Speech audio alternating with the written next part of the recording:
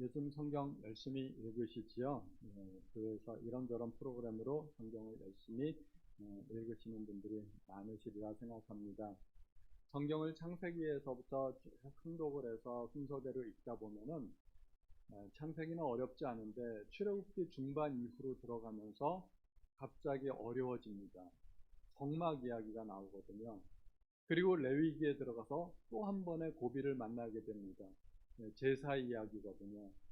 이게 쌍벽을 이룰 만큼 어렵습니다. 어떤 게 더 어려울 것이라고 이렇게 말을 못할 만큼 성막과 제사는 구약 성경 중에서 참 넘어가기 힘든 그 부분에 해당이 됩니다. 그런데 굉장히 또 중요합니다. 중요하기 때문에 건너뛸 수가 없는 거죠. 성막과 제사는 비록 출애굽기와 레위기에 따로 설명이 되어 있지만 이것은 사실 한 세트입니다.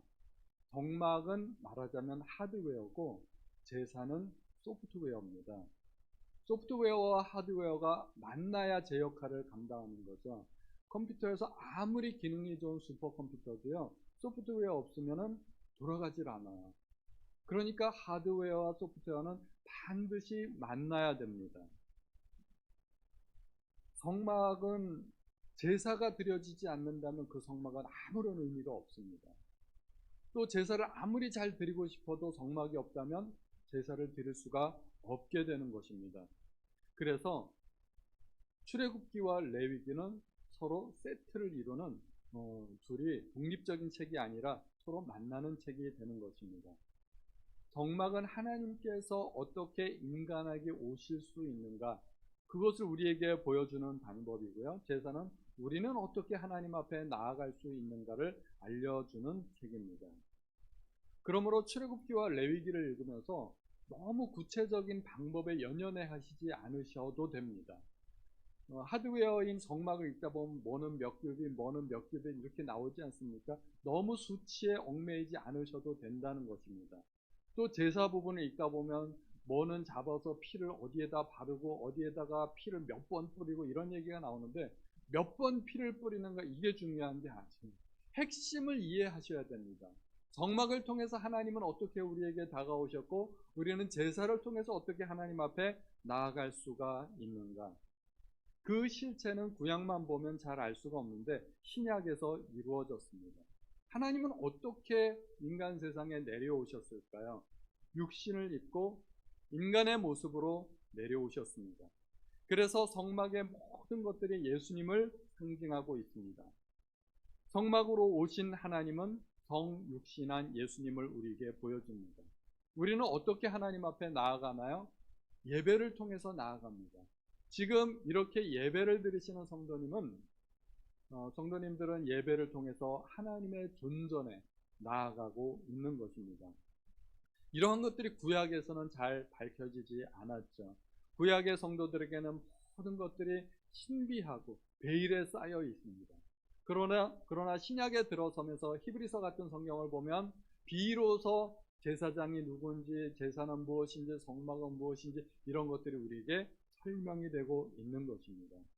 그러므로 구약은 일종의 문제지와 같은 것이고 신약은 해답지라고 할 수가 있습니다. 그러면 문제지 없이 해답지만 보면 어떻게 되나요? 그것도 알 수가 없어요. 이게 도대체 무슨 문제에 대한 해답이 이렇게 나오는가? 해답지만 봐서도 알 수가 없어요. 그래서 문제지와 해답지를 같이 봐야 됩니다. 그래서 우리는 구약도 공부해야 되고 레위기도 공부해야 됩니다. 오늘날 우리는 레위기를 문자 그대로 지키지는 않지요. 레위기는 3500여 년 전에 하나님께서 과거의 백성들에게 주신 법입니다. 그런데 법은 시간이 지나면서 자꾸 바뀌죠. 개정판이 나오고 자꾸 신법도 생기고 바뀝니다. 그러나 법이 없어지지는 않습니다. 오늘날 우리에게 레위기가 존재하지 않는가? 그렇지 않습니다. 우리도 레위기 그 제사를 그대로 지켜야 됩니다. 다만 지키는 방법이 달라진 것이죠.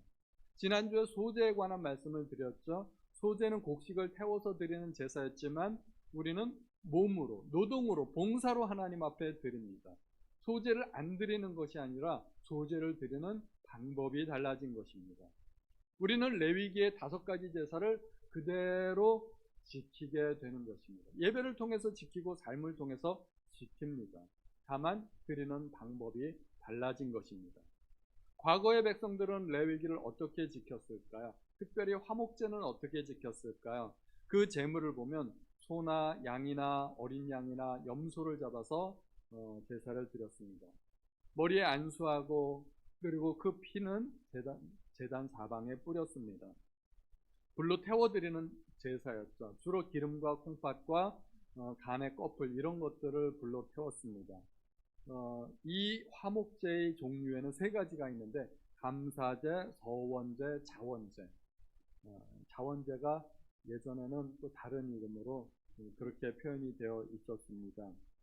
자원제를 낙헌제라고 그렇게 부르기도 하고 그랬었죠. 이 화목제의 특징이 있습니다. 주로 제물을 통째로 다 드리는 것은 번제인데 통째로 다 태우지 않고 주로 사람이 먹지 못하는 부분 기름덩어리들만 떼어가지고 태웠던 것이죠. 그리고 화목제를 드리고 나면은 제사장의 몫이 있었습니다. 가슴살과 오른쪽 뒷다리는 제사장의 몫이 되었고 또 제사가 끝나고 나면 제사를 드리는 사람의 몫도 있었습니다. 제사장에게 드리고 나면 나머지는 다 제사를 드리는 사람 것이었습니다. 또 이 화목제물은 암수를 가리지 않았습니다. 번제나 또 속죄제, 속건제 이런 것들은 암수를 구분합니다. 화목제는 훨씬 범위가 다양해요. 암수를 구분하지 않고 또 소제도 같이 드렸습니다. 무교병, 유교병, 과자 이런 것들 함께 드렸죠. 그리고 심지어 자원제를 드릴 때는 불구인 제물들도 같이 드릴 수 있었습니다. 훨씬 범위가 넓었습니다. 이러한 화목제를 드리는 가장 기본적인 의미는 하나님과 화목한다는 의미가 있습니다. 태초에 하나님께서 세상을 창조하셨을 때 그 세상은 아름다운 세상이었습니다. 전혀 오염되지 않은 완벽한 세상이었습니다. 창조의 하루하루를 마칠 때마다 하나님은 평가하셨죠. 뭐라고 평가하셨나요? 보시기에 좋았더라. 그런데 특별히 사람을 창조하시고는 평가를 더 깊이 하십니다.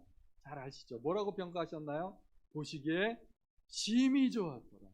매우 만족하셨다는 것입니다. 얼마나 좋으셨길래 심히 좋았더라고 하셨을까요? 마치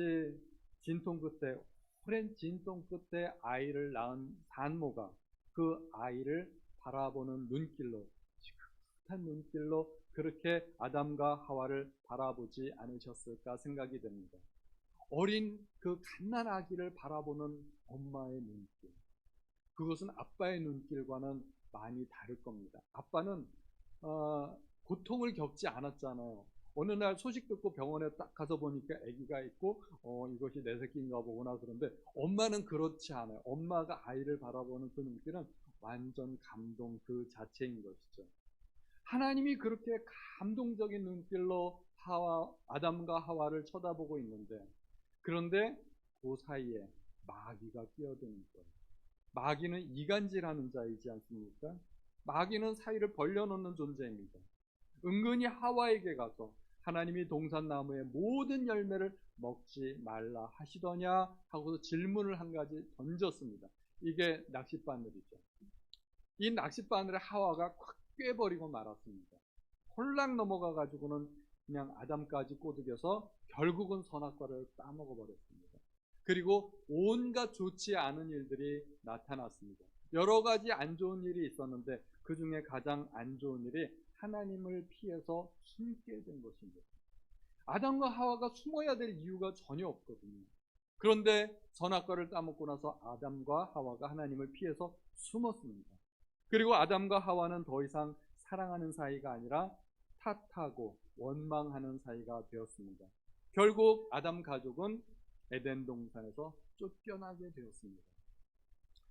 그 이후 인간은 하나님과 영적으로 육체적으로 함께 있을 수 없는 그런 관계가 되어버리고 말았습니다. 껄끄러운 관계가 된 거죠. 사람 사이에서도 서로 껄끄러우면은 불편하지 않습니까? 서로 그것이 고통입니다. 그런데 하나님은 그런 상태가 지속되기를 원치 않으셨습니다. 하나님은 깨어진 관계를 회복하고자 하셨고, 하나님을 피해 숨었던 그 인간이 하나님 앞으로 나아올 수 있는 길을 열어주셨습니다. 이것이 바로 레위기의 스토리입니다. 창세기에서 나타난 그 죄의 문제를 해결하기 위한 하나님의 방법이 바로 제사였고 레위기였습니다. 탕자가 아버지를 떠나가는 과정이 창세기에 나타난 것이라면 돌아오는 과정이 바로 레위기에 있던 것입니다. 출애굽기는 하나님의 나라, 하나님의 백성을 만들기 위한 하나님의 과정이었습니다. 그래서 출애굽기 이후에 하나님께서 계속해서 주시는 언약은 너희는 내 백성이 되고 나는 너희의 하나님이 되리라 하시는 것입니다. 하나님이 이제는 더 이상 떠나지 않으시겠다는 것입니다. 하나님이 백성 가운데 거하시면서 백성과 함께 계시면서 백성을 다스리겠다는 것입니다. 그 구체적인 방법이 바로 성막이었습니다. 하나님께서 성막 가운데 계시겠다는 것입니다. 성막 가운데 임재하시면서 함께 계시겠다는 것입니다. 함께 거하시는 하나님, 임마누엘의 하나님으로 하나님께서 존재하시겠다는 것입니다. 그런데 신약에 와서 보니까 이 성막은 단순히 하나님의 임재의 처소일 뿐만 아니라 성막 자체가 하나님이었다는 것을 우리에게 보여주고 있는 것입니다. 예수님인 것입니다. 성막이 만약에 하나님의 임재를 우리에게 보여준다면 우리는 어디로 나아가야 될까요? 성막 앞으로 나아가야 됩니다. 그런데 이 성막은 사람이 아무 때나 아무렇게나 나아가고 들어가고 그럴 수 있는 장소가 아니었습니다. 옛날에 왕 앞에 나가려면 아무나 왕 앞에 나갈 수 없지 않습니까? 왕 앞에 나가려면 아무리 가까운 사람이라도 멀리 떨어져 가지고 이렇게 몸 검사 다 하고, 요즘도 대통령 앞에 나가려면 몸 검사 다 하고 여러 가지 절차를 거쳐서 대통령을 만날 수 있지, 아무나 대통령 만날 수 있는 것 아니지 않습니까? 하나님께 나아가려면은 특별한 준비가 필요했습니다. 하나님과의 깨어진 관계를 회복하기 위해, 하나님과의 화목한 관계를 다시 만들기 위해 드려졌던 제사가 바로 이 화목제였습니다. 그런데 하나님과 인간 사이는 너무 멀리 떨어져 있기 때문에 인간의 능력으로는 도저히 하나님 앞에 나아갈 수 없는 지경에 이르게 되었습니다. 그래서 하나님을 어떻게 표현할 수 있을까? 어떤 분이 노래로 잘 표현했던데, 가까이 하기엔 너무 먼 당신. 이게 바로 하나님이었습니다. 하나님께 가까이 나아가고 싶은데 너무 멀어서 가까이 나아갈 수가 없는데, 이때 필요한 사람이 누구일까요? 바로 중보자입니다. 중보자는 이쪽 편도 되고 저쪽 편도 되고, 왜 친구들끼리 싸웠을 때 그 사이에 누군가 좀 화해시키려면 이쪽에 가서 뭐라고 잘 이야기하고 또 저쪽에 가서도 이야기하고, 중보자는 이쪽 편도 되고 저쪽 편도 되는 사람이어야 합니다. 재판장은 다르죠. 재판장은 이 편도 아니고 저 편도 아니고. 그런데 중보자는 이 편도 되고 저 편도 되고. 하나님과 사람 사이에 중보자가 되려면 어떤 자격이 필요할까요? 하나님도 되고 사람도 될 수 있어야 됩니다. 누가 그런 존재일 수 있을까요? 오직 한 분, 예수님. 예수님만이 하나님이시고 사람인 것입니다. 그래서 디모데전서 2장 5절에 보면 하나님은 한 분이시요 또 하나님과 사람 사이에 중보자도 한 분이시니 곧 사람이신 그리스도 예수라. 예수께서는 그렇게 화목제의 제물이 되어서 하나님과 사람 사이에 연결고리가 되어 주셨습니다. 그래서 요한일서 4장에 보면 사랑은 여기 있으니 우리가 하나님을 사랑한 것이 아니요 오직 하나님이 우리를 사랑하사 우리 죄를 위하여 화목제로 그 아들을 보내셨다고 말씀하고 있습니다.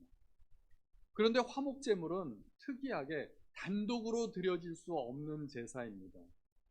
화목제를 드릴 때는 번제물 위에 그 기름을 올려놓아서 함께 번제와 함께 드렸습니다. 그래서 번제와 화목제를 동시에 같이 드리게 되는 거죠. 그래서 성경을 읽다 보면 그런 표현들이 많이 나옵니다. 누가 번제와 화목제를 드렸다, 그런 구절들이 많이 나옵니다. 레위기 3장 5절에 다시 한번 볼까요? 아론의 자손은 그것을 제단 위의 돌 위에 있는 나무 위의 번제물 위에 살을 찌니 이는 화제라 여호와께 향기로운 냄새니라. 번제를 드리기 위해서 제단 위에 제물을 쫙 벌려놓지 않습니까? 그 위에 화목제의 기름을 따로 또 올려놓아서 번제와 화목제를 동시에 같이 드렸다는 겁니다. 따로 드리는 제사가 아니에요. 번제는 뭡니까? 번제가 그리스도의 십자가이지 않습니까? 그렇다면 화목의 기초가 바로 그리스도의 십자가라는 것입니다. 번제 없이 화목제를 드릴 수가 없습니다. 다시 말하면 그리스도의 십자가 없이 하나님과의 화평은 불가능하다는 것입니다. 하나님과 인간 사이의 화평, 친밀한 교제, 오직 십자가의 피로만 가능합니다. 그래서 화목제의 제물을 제단 사방에 뿌리게 되는 것입니다. 그건 역시 그리스도의 피를 의미하는 것입니다. 골로새서 1장 20절에 그의 십자가의 피로 화평을 이루사 만물 곧 땅에 있는 것들이나 하늘에 있는 것들이 그로 말미암아 자기와 화목하게 되기를 기뻐하십니다. 그리스도께서는 우리의 단순히 죄만 용서해 주시는 것이 아니라 우리를 하나님과 화목한 관계가 되기를 원하셨고 그것 때문에 십자가에서 피를 흘리셨다는 것입니다. 그런데 또 중요한 사실이 한 가지 있습니다. 이렇게 화목제를 드리고 하나님과 화목하게 되면 하나님과의 관계가 개선될 뿐만 아니라 사람 사이의 관계도 회복이 된다는 것입니다. 왜 그럴까요? 죄가 미친 영향이 있지 않습니까? 죄는 하나님과의 관계를 멀리 해놨고 사람과 사람 사이의 관계를 떨어뜨려 놨는데 죄가 해결되면 이 모든 것들이 한꺼번에 해결이 되는 것입니다. 아담이 선악과를 따먹었을 때 처음에는 하와를 보고 뭐라고 얘기했어요? 내 뼈 중에 뼈요 살 중에 살이라 그랬는데 나중에 죄를 짓고 나니까 선악과를 따먹고 나니까 그 하와가 비난과 원망의 대상이 된 것입니다. 저 여자 때문에. 이해실 사모님 표현에 따르면 아담이 하와를 보고 뭐라고 얘기했어요? 너는 나다. 그거잖아. 너는 나다. 이게 남남이 아닌 거예요. 그런데 죄를 짓고 나니까 너는 너, 나는 나. 각각이 된 거예요. 그것을 회복해야 되는 것입니다. 이해실 사모님 표현에 또 한 번 따르면 단도가에서 사회아로 우리가 환원되어야 된다는 것입니다. 인간은 홀로 존재하는 존재가 아닙니다. 에덴 동산에서 하나님이 보시기에 다 좋았는데 하나님 보시기에 좋지 않았던 것 딱 하나 있었어요. 뭔지 잘 아시죠? 아담이 홀로 있는 것. 아담이 독처하는 것이 하나님 보시기에 좋지 않았다는 것입니다. 그래서 하와를 만들어 주셨습니다. 인간은 홀로 존재해서는 안 되고 홀로 존재할 수도 없는 존재라는 것입니다. 인간은 상호 의존적이어야 합니다. 나 혼자 다 할 수 있어. 굉장히 능력 많은 사람인 것처럼 보이죠. 그것은 능력이 많은 게 아니라 대단히 나쁜 겁니다. 그래서 망한 사람이 있죠. 나 혼자 다 할 수 있어. 그러다 망한 사람 삼손입니다. 삼손은 특이하게도 전쟁을 치르면서 군대를 조직하지 않았어요. 누구의 도움도 받지 않았어요. 왜? 혼자 다 할 수 있으니까. 그러다 망했잖아요. 남편은 아내를 의지해야 되고 아내는 남편을 의지해야 됩니다. 교회에서도 구역 식구들끼리 서로 의지해야 됩니다. 의지하는 게 나쁜 일이 아닙니다. 나의 무능력을 드러내는 일이 아니라 그것이 사실은 좋은 일입니다. 내가 누군가를 도와줄 수 있어야 하고 또 도움도 받을 수 있어야 됩니다. 도움받는 일을 부끄럽고 창피한 일, 자존심 상하는 일 그렇게 생각하시면 안 되는 것입니다. 하나님이 사람을 그렇게 만드셨어요. 또 어떤 분은 나는 하나님만 의지하겠어. 이렇게 말하는 분도 계시는데 대단히 훌륭한 신앙 같지만 사실은 반쪽짜리입니다. 왜요? 신앙은 반드시 함께 하는 것이기 때문에 의존적인 것이기 때문에 우리는 서로를 의지해야 됩니다. 목사와 성도도 일방적인 관계가 아닙니다. 목사는 가르치기만 하고 성도는 배우기만 할까요? 그렇지 않습니다. 목사도 도움을 받아야 하고 때로는 목사도 배워야 합니다.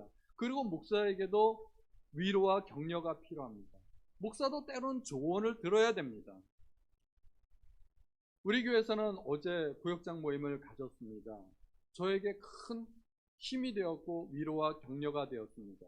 그래서 저는 구역장들을 부르는 특별한 호칭이 있습니다. 구역장님들은 잘 아시는데 혹시 아시나요? 저는 구역장님들을 동지라고 부릅니다. 우리 구역장 동지들. 여기도 여러분 계시는데 저에겐 동지가 많아요. 서동지, 송동지, 이동지, 윤동지, 박동지, 한동지, 전동지, 김동지, 양동지 다 동지들입니다. 저에겐 동지들이에요. 그래서 저는 목회를 하면서 전혀 외롭지가 않고 힘들지 않습니다. 우리 구역장님들이 저에게 얼마나 큰 힘이 되는지 모릅니다. 그래서 제가 자존심 상할까요? 구역장님들이 나에게 도움이 되기 때문에 제가 속상할까요? 전혀 그렇지 않습니다. 얼마나 자랑스러운지 몰라요. 우리는 서로 도와줄 수 있고 도움을 받아야 됩니다. 화목제는 하나님과 사람 사이의 화목한 관계를 위해서 1차적으로 드려지는 제사이지만, 그러나 하나님과의 관계가 회복될 때 더불어 사람과 사람 사이의 화목한 관계로까지 그렇게 발전하게 됩니다. 우리가 하나님과 화목하게 되면 하나님 아버지 안에서 우리는 모두가 자녀들이기 때문에 자녀들끼리 당연히 화목하게 지내야 되는 것 아니겠습니까? 화목제를 지낼 때 콩팥과 내장 기름들을 다 제단에서 불태우고 나머지는 어떻게 할까요? 고기가 남지 않습니까?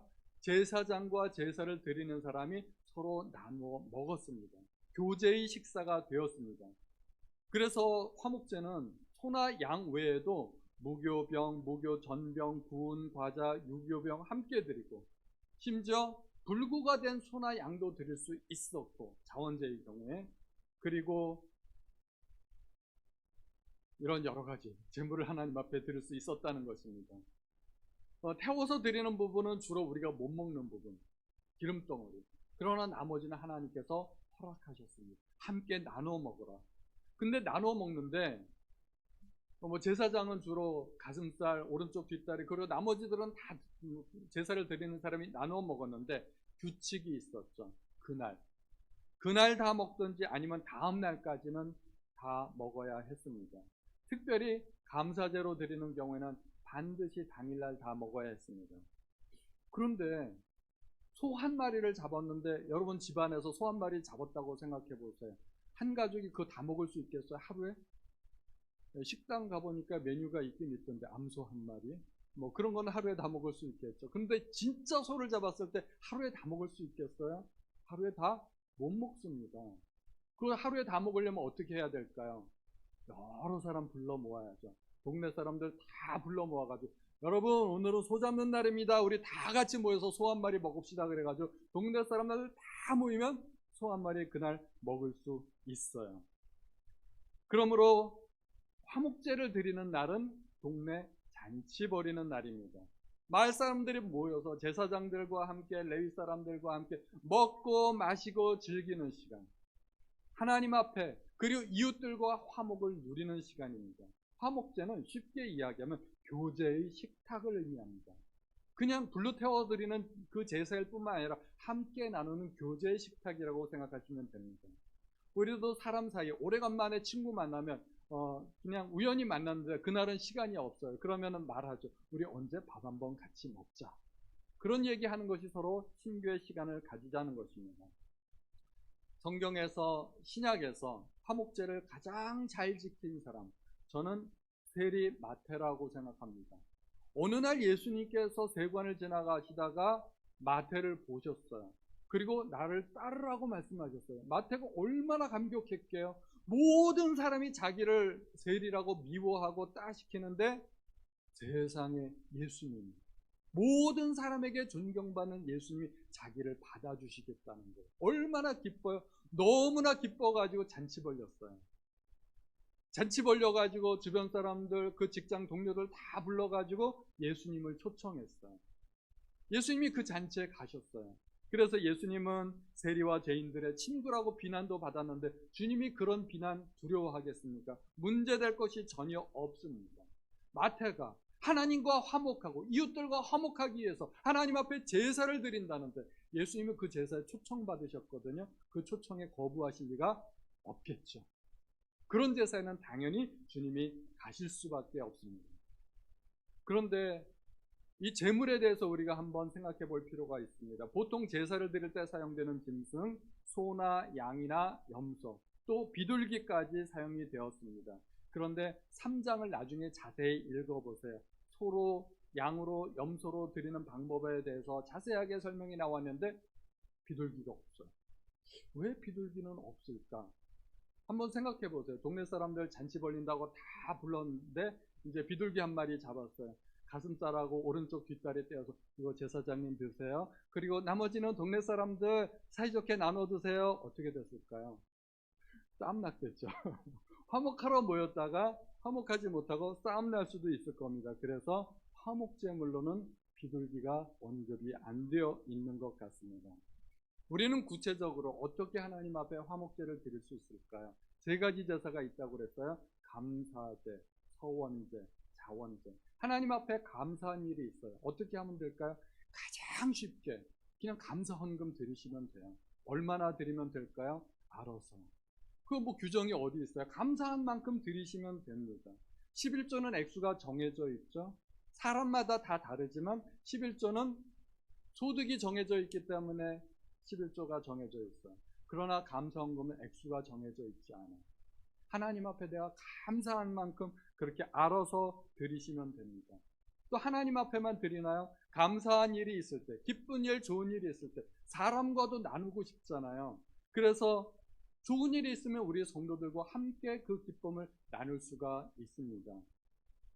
우리 교회에 등록한 성도들 중에서 가장 우리 교회 왔던 성도 중에 막내 수아가 있죠. 이수아 집사 말고 수아 막내가 있는데 수아가 100일 때 떡 해왔습니다. 기억나시죠? 100일 떡. 자기가 직접 해온 건 아니지만 엄마 아빠가 해왔죠. 이 100일 동안에 이 아이를 지켜주신 하나님 앞에 감사합니다고 그 기쁨을 성도들과 같이 나누는 거예요.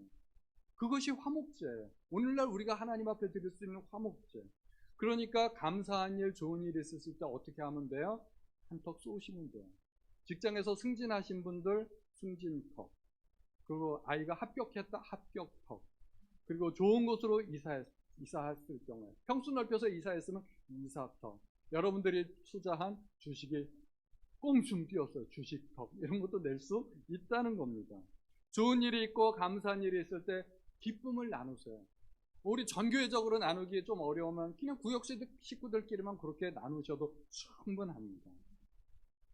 우리 교회도 예전에 좋은 일이 있을 때 예를 들면 창립기념일 이럴 때는 우리가 성대하게 잔치도 벌이고 여전도에서 많이 준비하고 뭐 선물도 나눠드리고 그랬는데 이 코로나 때문에 우리가 2년 동안 그 잔치를 못 벌렸어요. 성탄절 때도 우리가 성대하게 잔치를 벌렸는데 잔치를 못 벌렸어요. 얼마나 안타까운지 몰라요. 속상해요. 그래서 올해는 꼭 추수감사 예배를 요 창립기념 예배, 성탄절 이런 걸 성대하게 한번 치러봤으면 좋겠다 하는 생각이 들어요. 올해는 꼭 정말 드리기를 소망합니다. 그리고 하나님 앞에 간절한 소원이 있을 때 당연히 기도하셔야 되죠. 단순히 기도하지 마시고 하나님 앞에 서원 기도를 한 번쯤 드려보시면 어떨까요? 괜찮을 거라고 생각이 됩니다. 한나가 아들이 없어서 하나님 앞에 간절히 기도했는데 오죽 답답했으면 하나님 앞에 소원을 다했을까. 이 아들 낳으면 하나님의 일꾼으로 바치겠습니다. 그래서 태어난 인물이 사무엘이란 정말 위대한 인물이 태어났습니다. 이 사무엘은 정말 위대한 인물입니다. 탄생에서 죽음까지 특별한 하자가 없이 기록된 거의 유일한 인물입니다. 요셉과 더불어 대단한 인물을 한나가 낳았던 것입니다. 하나님 앞에 서원하고 우리도 하나님 앞에 뭔가 서원할 수 있지 않겠습니까? 정말 간절한 기도 제목이 있을 땐 하나님 이 기도만 들어주시면 제가 안 나왔던 금요 예배도 나올 것이고 새벽 예배도 나올 것이고 감사헌금도 얼마 하고 뭐 성경도 일독하고 필사도 하고 이거 다 하지 마시고 그 중에 선택해서 하나만 다 하면 벅차니까 그렇게 서원 기도할 때 주의사항이 있습니다.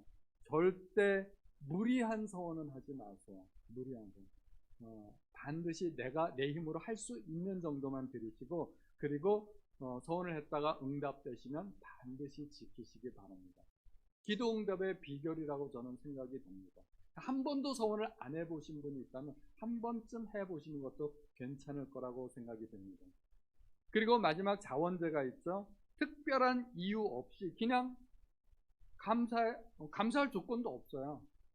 그냥 자원해서 드리는 제사, 이게 자원제죠. 우리 교회 여전도에는 자원제를 참 잘 드리는 것 같아요. 뭐 아무 일도 없는데 어떻게 해서든지 건수 만들어서 모여가지고 같이 밥 먹고 수다 떨고 잘하시더라고요. 제가 보기에 그거는 훌륭한 자원제라고 생각이 됩니다. 그러면서 관계가 돈독해지는 거예요. 뭐 별일 없는데도 그냥 만나서 같이 식사하시고, 예전에 우리 교회에서 남전도에서는 번개팅이라는 거를 가끔 했었던 것 같아요. 남자분들은 직장에서 일하지 않습니까? 퇴근 시간 되면은 우리 구역 식구들의 생각도 나고 오늘 같이 식사 한번 했으면 좋겠다. 그럼 남전도의 카톡방에 오늘 같이 저녁 식사 한번 어때요? 누군가 한번 딱 올리면은 그날 그 시간에 시간이 되시는 분들이 저 가능합니다. 저도요. 그러면 서너 명, 대여섯 명 모여서 그냥 그날 모여서 식사 한번 같이 했죠. 그러니까 그게 번개팅이 되는 거예요. 그 번개팅 한번 다시 한번 해보면 좋을 것 같아요. 우리 남전도에서 한번 시도해보면 좋을 것 같습니다. 꼭 일이 없더라도 그렇게 만날 수 있다는 거죠. 그리고 행여나 성도들 간에 오해가 있거나 갈등이 있거나 누구에겐가 섭섭한 일이 있는 사람이라면 그런 분들은 밥 같이 한번 먹으면 참 좋을 것 같습니다. 문자 한번 날리시면 어떨까요? 오늘 같이 식사 한번 해요. 그러면 저쪽에서 질문이 오겠죠. 무슨 일 있어요? 무슨 일이에요? 그럴 때 뭐라고 대답하면 좋을까요? 딱 한 글자, 한 글자만 대답하시면 됩니다. 딩동댕, 갱. 한 글자로 대답하시면 됩니다. 갱. 아무 일 없어도 괜찮아요. 같이 만나서 밥 먹을 수 있다는 겁니다. 만나서 묻지도 말고 따지지도 말고 그냥 같이 밥만 먹어도 되지 않겠습니까? 그러다 보면 오해가 풀릴 수도 있고 갈등도 사라질 수 있고 관계가 좋아질 수 있습니다. 그러므로 내가 먼저 문자를 날려도 좋지만 누군가 나에게 혹시 밥 먹자는 문자를 날리면 그런 문자를 받으시면 특별한 사유가 없는 이상 절대 거절하지 마시기 바랍니다. 하나님 앞에 화목제를 드리는 방법을 제가 알려드리는 것입니다. 자, 구원받은 우리 모든 그리스도인들은 두 가지 의무가 있습니다.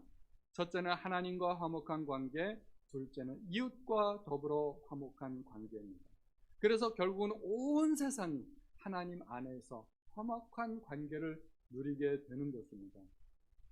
고린도후서 5장 20절에 그러므로 우리가 그리스도를 대신하여 사신이 되어 하나님이 우리를 통하여 너희를 권면하시는 것 같이 그리스도를 대신하여 간청하노니 너희는 하나님과 화목하라. 하나님과 화목해야 됩니다. 로마서 12장 18절 할 수 있거든 너희로서는 모든 사람과 더불어 화목하라. 두 가지 다 해야 됩니다. 나는 하나님과 문제 없어. 그걸로 끝내서는 안 됩니다. 사람과도 화목해야 되는 것입니다. 선택의 여지가 있을까요? 이거는 우리 선택 사항이 아닙니다. 하나님께서 우리에게 주신 명령입니다. 그리고 우리의 의무입니다. 반드시 화목해야 됩니다. 하나님께서 우리에게 주신 직분이 있죠. 꼭 집사만 직분인가요? 꼭 앞에서 찬양 인도하고 반주해야만 직분일까요? 우리 모두가 가진 직분이 있습니다. 고린도후서 5장 18절 모든 것이 하나님께로서 났으며 그가 그리스도로 말미암아 우리를 자기와 화목하게 하시고 또 우리에게 화목하게 하는 직분을 주셨으니 우리 모두가 가진 직분입니다. 화목하게 하는 직분. 우리 모두가 화목하게 하는 그 직분을 감당하시는 우리 성도님들 되시기를 예수님의 이름으로 축원드립니다.